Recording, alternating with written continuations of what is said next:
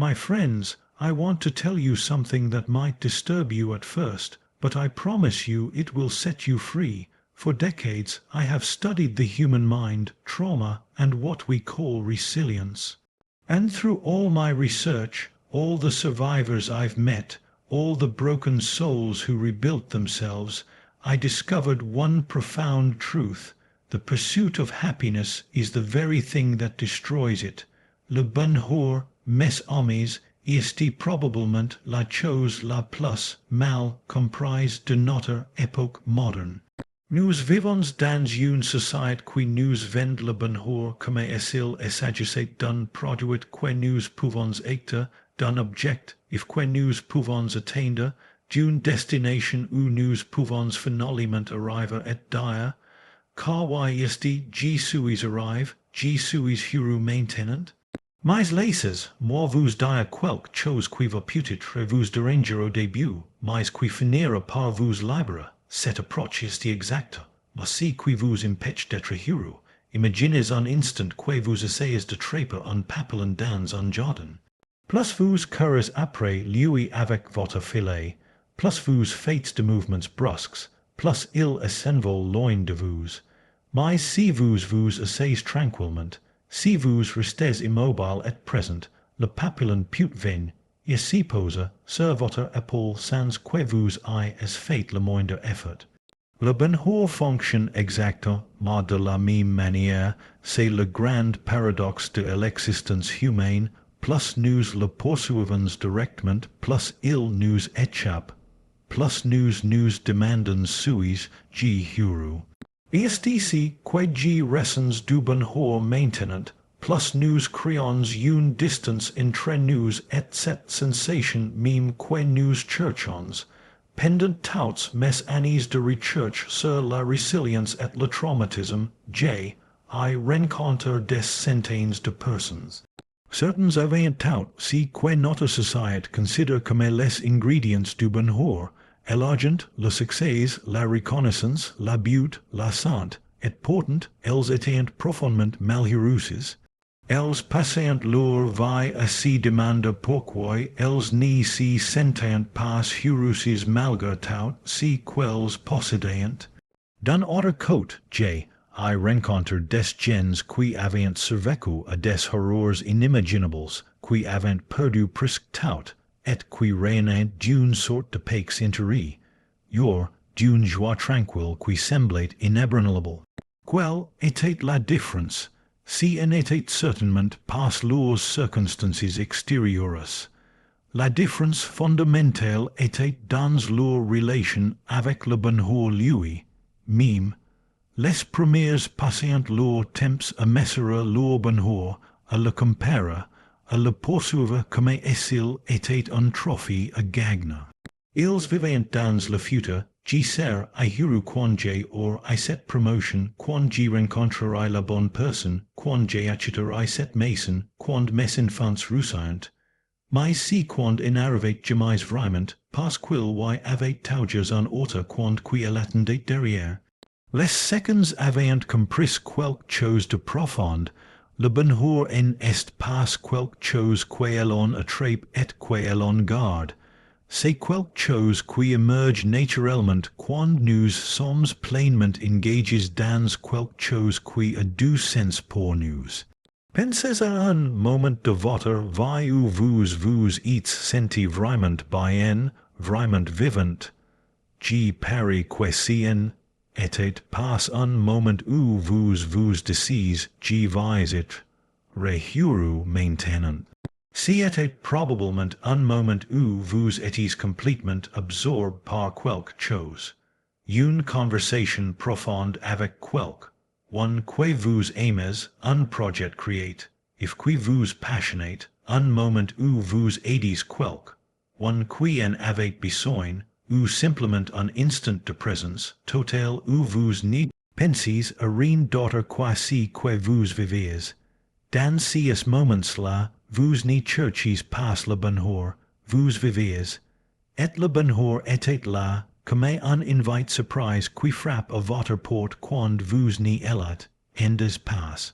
Voilà le secret que personne ne vous dit, Arrêtez de poser la question, comment puis-je être heureux, et commences à poser d'autres questions, comment puis-je grandir, comment puis-je contribuer, comment puis-je aimer sans condition.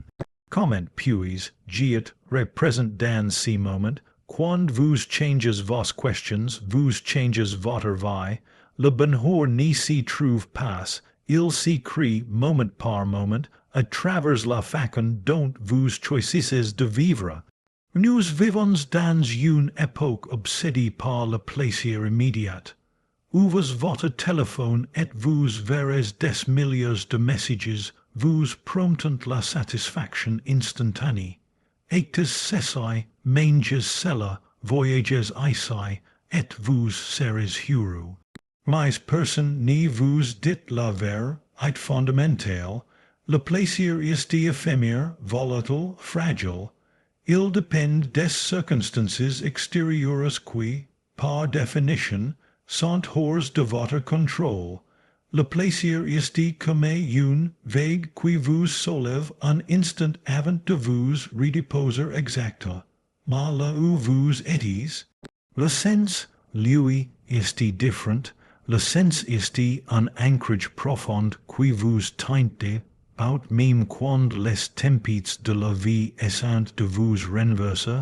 Laissez moi vous expliquer ce que j'ai vu dire par Chercher le sens plutôt que le plaisir. Imaginez deux personnes qui traversent une période difficile, disons une maladie grave ou la perte d'un emploi. La première personne se demande constamment, quand vais-je me sentir mieux, quand cette douleur va-t-elle disparaître, quand vais-je retrouver mon confort. Cette personne attend que les circonstances changent pour retrouver son bien-être. La seconde personne se pose des questions différentes. Qu'est-ce que cette épreuve peut m'apprendre? Comment puis-je grandir à travers cette expérience? De quelle manière puis-je aider d'autres personnes qui traversent la même chose? Cette personne n'est pas sa souffrance, mais elle la transforme en quelque chose qui a du sens. La différence entre ces deux approches n'est pas juste philosophique. Elle est profondément pratique et change tout. La première personne reste prisonnière de ses émotions, battue par les hauts et les bas de la vie, toujours à la merci de facteurs externes. La seconde personne découvre une liberté intérieure, une capacité à donner du sens même aux moments les plus sombres, et c'est cette capacité qui définit la résilience humaine. Dans mes recherches sur les survivants de traumatismes graves, j'ai observé ce phénomène encore et encore. Ceux qui essaient sortant le mai ne sont pas ceux qui ont essayé de retrouver le plaisir et le confort le plus vite possible. Ce sont ceux qui ont trouvé un sens à leur souffrance. Une femme qui a perdu son enfant devient bénévole pour aider d'autres parents en duels. Un homme qui a survécu à un accident devient conseiller en prévention. Ils n'ient pas leur douleur, ils n'y prétendent pas être heureux, mais ils ont transformé leur expérience en quelque chose qui compte, quelque chose qui aide les autres, quelque chose qui donne une direction à leur vie. Voici ce que j'ai vu que vous comprenez. Le sens servit là où le plaisir s'effondre. Quand vous construisez votre vie uniquement sur la recherche du plaisir et du confort, vous construisez sur du sable. À la première tempête, tout s'écroule. Mais quand vous construisez votre vie sur des relations authentiques, sur une contribution réelle à votre communauté, sur une croissance personnelle continue, vous construisez sur du roc. Les tempêtes viendront, c'est certain, mais votre fondation tiendra. Posez-vous cette question maintenant, qu'est-ce qui donne du sens à votre vie? pas quest, si qui vous fait plaisir, mais vraiment quest, si qui comptez pour vous au point que vous seriez prêt à faire des sacrifices pour cela. Est ici votre famille, votre travail, votre art, votre communauté, une cause qui vous tient à cœur, identifie ces sources de sens et investissez votre énergie, votre temps, votre attention. Non pas parce que cela vous rendra heureux immédiatement, mais parce que cela donnera de la substance à votre existence. Le plaisir vous donne des moments agréables, le sens vous donne une vie qui vaut la peine d'être vécue. Et curieusement, quand vous arrêtez de chercher le plaisir, et que vous vous concentrez sur le sens, vous découvrez des formes de satisfaction bien plus profondes et durables que tout ce que le plaisir peut offrir. Vous découvrez la fierté du travail bien fait, la joie de voir une grandeur grâce à vous, la paix intérieure, de savoir que votre vie compte vraiment. Nous avons tous des blessures, certaines sont visibles, d'autres sont cachées profondément à l'intérieur de nous. Et notre société nous dit constamment qu'il faut les effacer, les oublier, les guérir complètement, comme si elles n'avaient jamais existé. On nous vend l'idée que pour être heureux, pour être fort, nous devons être intacts, sans fiches, sans cicatrices.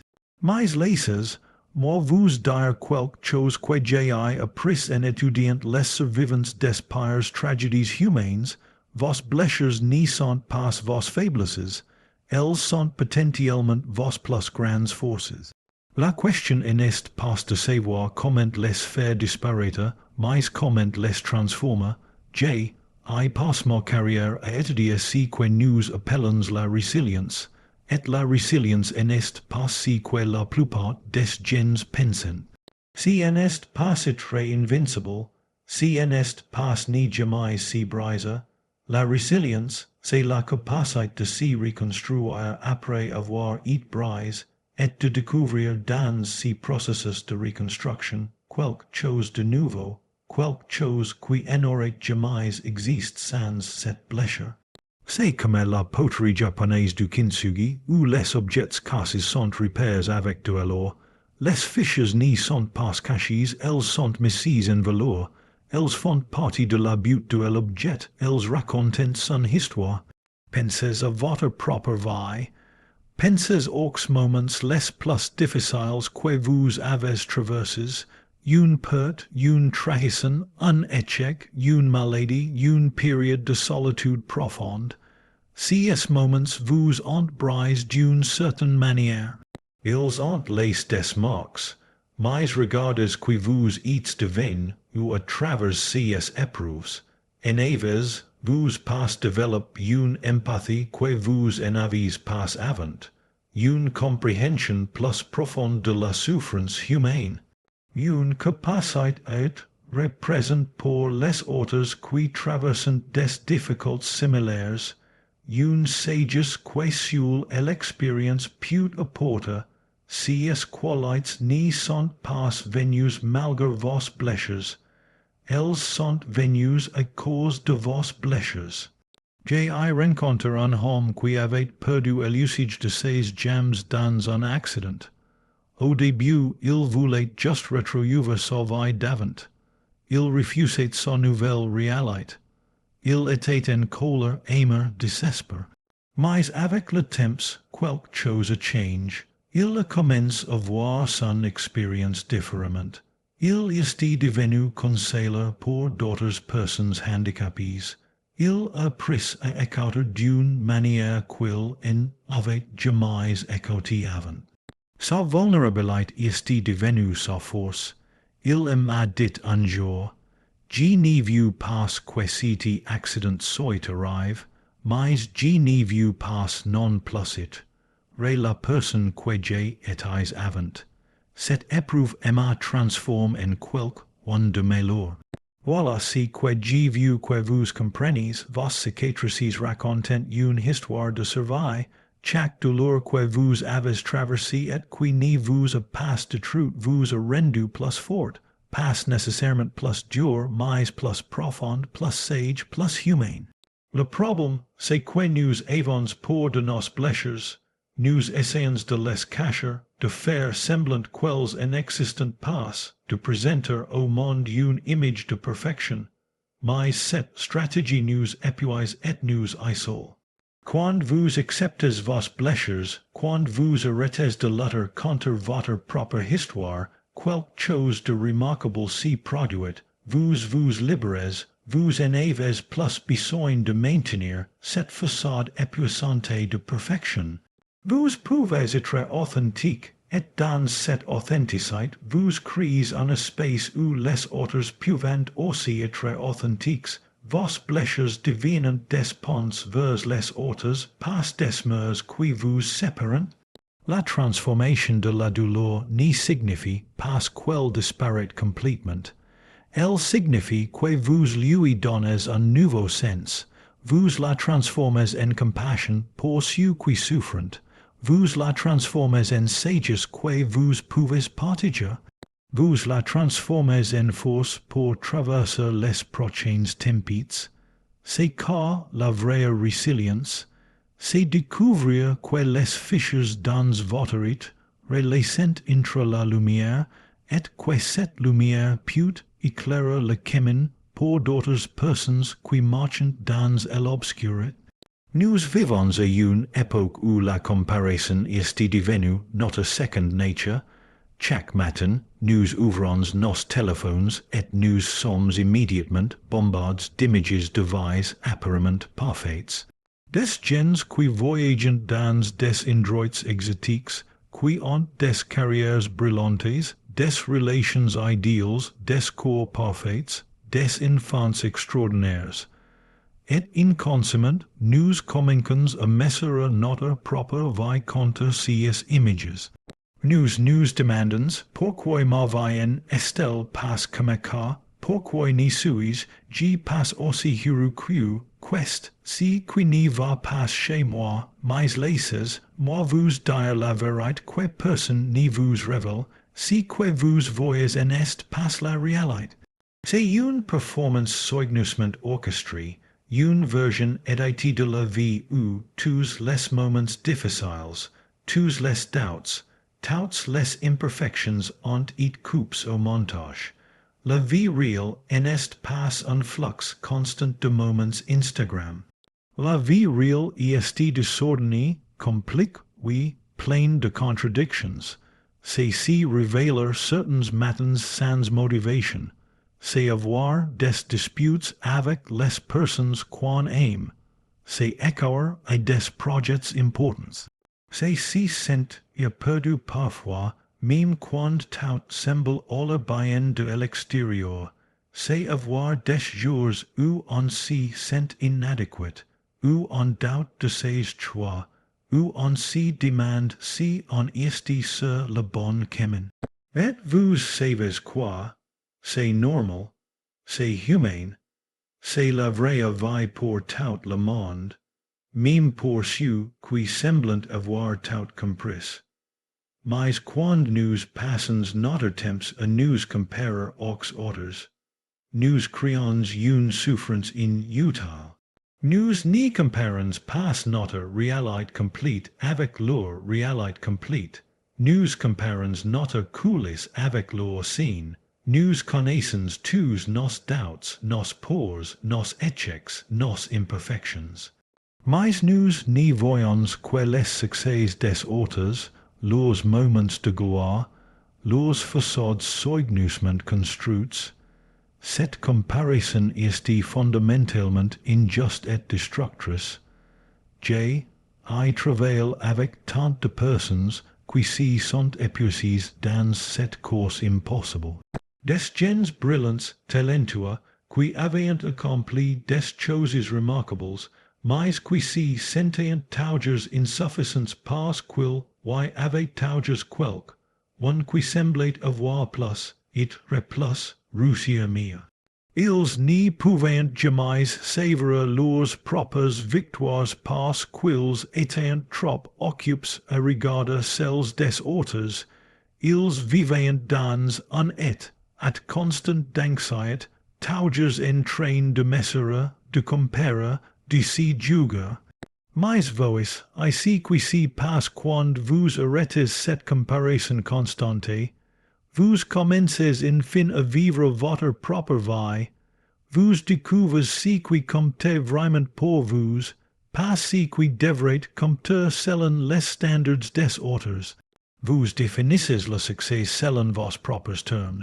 Peut-être que pour vous, le succès n'est pas d'avoir une grande carrière, mais d'avoir du temps pour votre famille. Peut-être que c'est de créer de l'art, même si personne ne le voit. Peut-être que c'est simplement d'être en paix avec vous-même, et c'est parfaitement valable. Votre chemin est unique parce que vous êtes unique. Vous avez vos propres talents, vos propres défis, votre propre histoire, vos propres rêves. Compare votre chemin avec celui de quelqu'un d'autre n'a aucun sens. C'est comme comparer un chien avec une rose et se demander pourquoi l'un ne produit pas de fleurs et pourquoi l'autre n'a pas de branches solides. Ils sont différents par nature et cette différence est leur but. La vraie liberté commence quand vous vous libérez de cette prison de comparaison, quand vous arrêtez de juger votre valeur en fonction de ce que font les autres, quand vous acceptez que votre vie n'a pas besoin de ressembler à celle de quelqu'un d'autre pour être révélable, belle, significative. Vous n'êtes pas en compétition avec le monde entier. Vous êtes simplement en train de vivre votre propre histoire à votre propre rythme, selon vos propres valeurs. Et c'est suffisant. Cela a toujours été suffisant. Il y a une vérité scientifique que nous ignorons trop souvent dans notre quête du bonheur. Nous sommes des res fondamentalement sociaux. Notre cerveau n'a pas évolué pour fonctionner dans l'isolement. Il s'est développé pendant des millions d'années dans des contextes de groupe, de tribu, de communauté. Nos ancêtres survivaient parce qu'ils étaient connectés les uns aux autres. Cette réalité biologique n'a pas changé. Vous pouvez avoir tout l'argent du monde, toutes les possessions matérielles, tous les accomplissements professionnels, mais si vous n'avez pas de relations authentiques et profondes, vous vous sentez vide. Si n'est pas une faiblesse, c'est notre nature humaine la plus fondamentale, mais attention, je ne parle pas du nombre de contacts dans votre téléphone, je ne parle pas de vos followers sur les réseaux sociaux, je ne parle même pas du nombre d'amis que vous avez, je parle de la qualité de vos connexions. Je parle de ces relations où vous pouvez être vulnérable, où vous pouvez montrer votre vrai visage sans masque, où vous pouvez dire je ne vais pas bien sans avoir peur d'être jugé. Je parle de ces personnes avec qui vous pouvez partager vos peurs les plus profonds, vos rêves les plus fous, vos échecs les plus douloureux. Ces relations sont rares, précieuses, et elles sont absolument essentielles à votre bien-être. Dans toutes mes recherches sur la résilience, j'ai découvert un facteur qui revenait systématiquement chez les personnes qui survivent et qui prospèrent après des traumatismes graves. Elles avaient au moins une personne dans leur vie qui croyait en elles, qui les voyait vraiment, qui restait présent même dans les moments les plus sombres, pas des centaines de personnes, parfois juste une, un enseignant, un voisin, un membre de la famille, un ami. Cette seule connexion authentique faisait toute la différence entre eux, effondrer et se reconstruire. Penses aux moments de votre vie où vous êtes senti vraiment bien, vraiment vivant, G parie que la plupart de ces moments impliquent une connexion profonde avec quelqu'un, une conversation où vous avez perdu la notion du temps. Un moment de complicite silencieux avec un it recher, un instant où quelqu'un vous a vraiment écoute, vraiment compris, et vous êtes senti moins seul dans ce monde, ces moments n'y sont pas des luxes. Ils sont ce qui donnent de la saveur à notre existence. Ils sont ce qui nous fait nous sentir humains, mais nous vivons dans un paradoxe troublant. Nous sommes plus connectés technologiquement que jamais dans l'histoire de l'humanité, et pourtant nous n'avons jamais été aussi seuls. Nous avons des centaines de conversations superficielles, mais plus de connexions profondes. Nous partageons des images de notre vie, mais rarement notre vérité intérieure. Nous accumulons des interactions, mais nous manquons d'intimité véritable. Et cette solitude moderne est dévastatrice pour notre santé mentale et même physique. Les études montrent que l'isolement social est aussi dangereux pour la santé que fumer 15 cigarettes par jour. Alors que faire? Commencez par investir dans vos relations comme vous investirez dans votre carrière ou votre santé. Cela signifie du temps, de l'attention, de la présence. Pas des messages rapides entre deux réunions. Pas des likes sur des photos, mais du temps réel face à face où vous écoutez vraiment, où vous partagez vraiment. Cela signifie aussi prendre des risques, le risque d'être vulnérable, le risque de dire j'ai besoin de toi. Le risque de montrer que vous n'avez pas toutes les réponses. Ces risques sont effrayants, mais ils sont le prix de la connexion authentique. Et quand vous créez ces liens profonds, quelque chose de magique s'y produit. Vous n'y portez plus sur le poids de vos fardeaux. Vous avez des gens avec qui partager vos joies, et elles sont multiples. Vous avez des gens avec qui partager vos peines, et elles sont divisées. Vous découvrez que vous n'êtes pas seul dans vos luttes, que d'autres ont les mêmes doutes, les mêmes peurs. Et dans cette reconnaissance mutuelle de notre humanité partagée, vous trouvez non seulement du réconfort, mais aussi du sens, de la force, et oui, du bonheur véritable. Écoutez attentivement ce que je vais vous dire, car c'est peut-être la chose la plus importante que vous entendrez aujourd'hui. Le monde n'a pas besoin que vous soyez heureux. Cela peut sembler choquant, même cruel, mais restez avec moi. Ce que je veux dire, c'est que votre contribution à ce monde, votre impact sur les autres, la trace que vous laissez, tout cela ne dépend pas de votre état émotionnel permanent. Le monde a besoin que vous soyez présent. Le monde a besoin que vous soyez courageux. Le monde a besoin que vous soyez authentique et généreux. Et paradoxalement, c'est en arrêtant de vous concentrer obsessivement sur votre propre bonheur, et en vous tournant vers quelque chose de plus grand que vous, même que vous découvrez une satisfaction profonde que la simple recherche du plaisir ne pourra jamais vous apporter.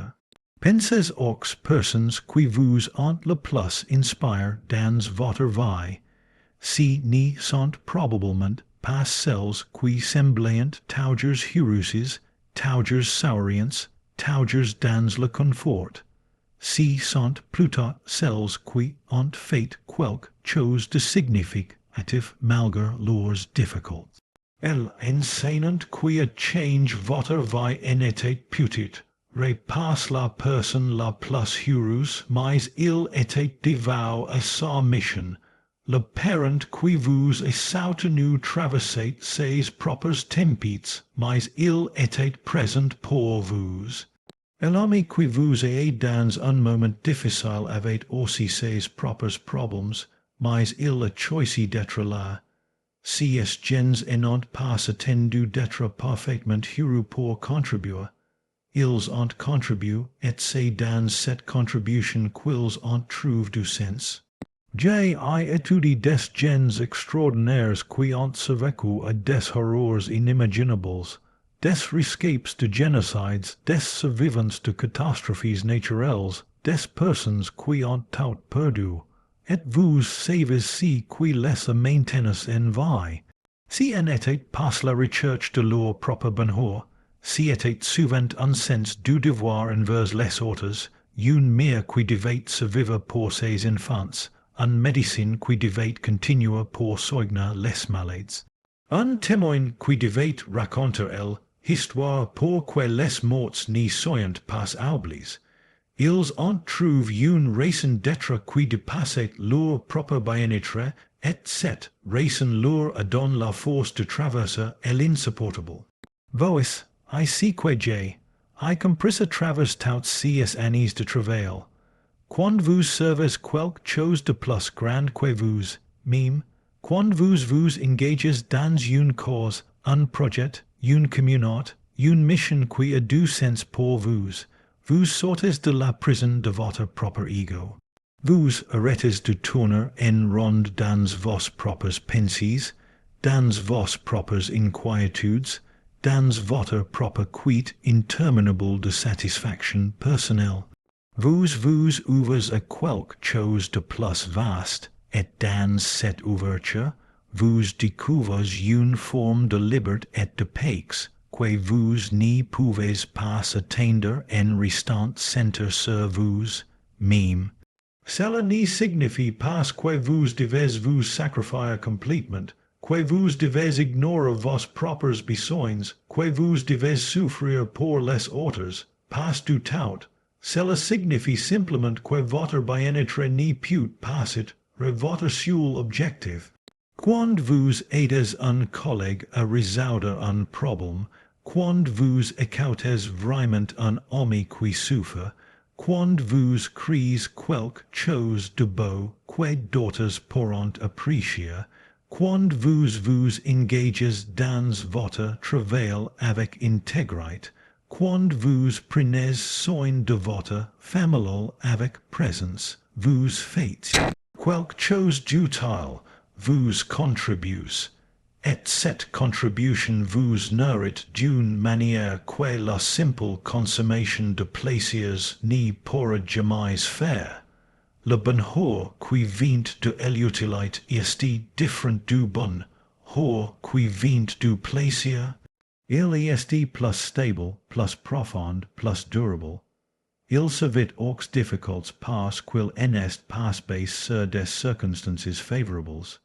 Il est basé sur le sens que vous donnez à vos actions.